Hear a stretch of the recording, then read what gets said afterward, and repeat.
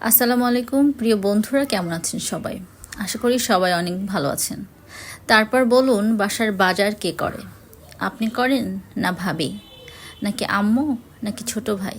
কে করে বাজার? আমার বাসার বাজার কিন্তু আমিই করি। ঢাকা শহরে থাকার একটি বিশেষ সুবিধা হচ্ছে খুব বেশি দূরে যেতে হয় না, বাসার নিচেই সব দোকানপাট আছে। সবজি থেকে শুরু করে আপনি কি নিতে চান। তো আমি এসেই প্রথমে এই দোকান থেকে কিছু খাবার নিয়ে নিলাম সকালে খাওয়ার জন্য। তারপরে পেঁপে কিনলাম, পাকা পেঁপে, যেটা গ্রামে কেউ খেতে চায় না কিন্তু শহরে একদম কড়া দামে কিনতে হয়। আর এখানে এই যে তাজা সবজি দেখেছেন, আমাদের এলাকায় তাজা তাজা সবজিও পাওয়া যায়। লেবুর দাম আপাতত একটু কম আছে। এখানে আছে লেবু, বরবটি, কলা, পেঁপে, বেগুন, সব কিছু। এই লম্বা বেগুনগুলো কিন্তু ছোট মাছ দিয়ে চচ্চড়ি করলে অনেক মজা হয় খেতে।